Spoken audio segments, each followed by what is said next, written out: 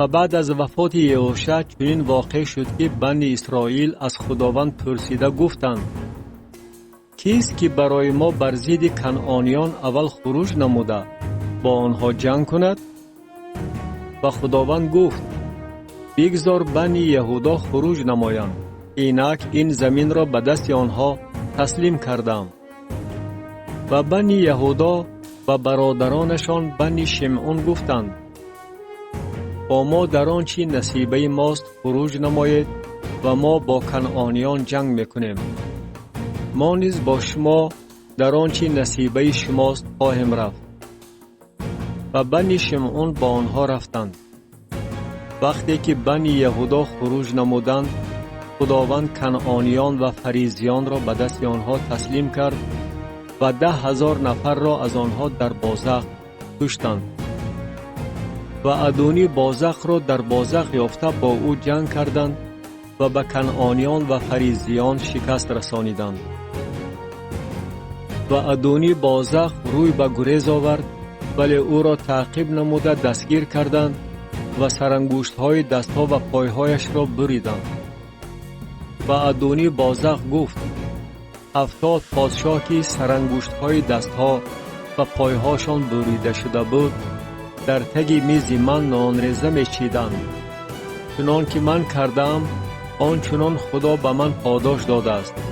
و او را به یروشلیم آوردند و در آنجا او مرد.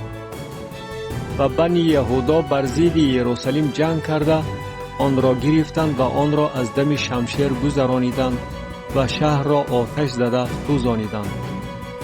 و بعد از آن بنی یهودا فرود آمدند تا که با کنعانیان که در کوهسار و در جنوب و در پس‌همی ساکن بودند جنگ کنند.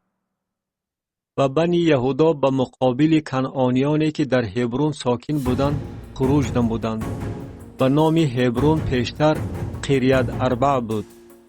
و به شیشای و اهیمن و تلمای شکست رسانیدند.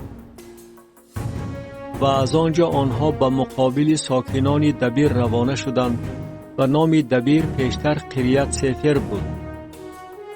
و کالب گفت: کسی که به قریت سفر شکست رساند و آن را بگیرد، دختر خود اکسا را به وی بزنی خواهم داد. و عتنییل ابن قینز دادر خردی کالب آن را گرفت و او دختر خود اکسا را به وی بزنی داد.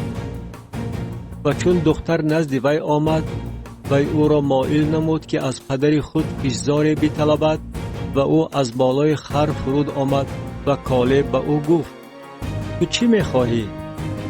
و او به پدرش گفت: به من برکت بده، زیرا که زمین جنوبی را تو به من داده ای، از چشمه های آب را هم به من بده. و کالب چشمه های بالا و چشمه های پایان را به او داد.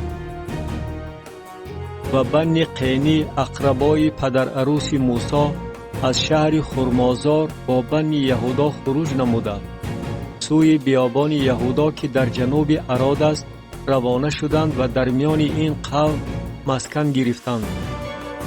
و بنی یهودا با برادرانشان بنی شمعون روانه شدند و آنها به کنعانیانی که در صفت ساکن بودند شکست رسانیدند و آن را ولنگار کرده نام این شهر را آرما خواندند. و بنی یهودا غزه را با نواحی آن و اشقلون را با نواحی آن و اقرون را با نواحی آن گرفتند. و خداوند با بنی یهودا بود و آنها کوهسار را تصرف نمودند، اما ساکنان وادی را نتوانستند به در رانند، زیرا که آنها عرابه های آهنین داشتند. و هبرون را به کالب دادند چنان که موسی گفته بود و او از آنجا 3 پسر عناق را به در راند. ولی یبوسیان را که در یروشلیم ساکن بودند بنی بنیامین نتوانستند به در رانند و یبوسیان تا امروز با بنی بنیامین در یروشلیم ساکن هستند.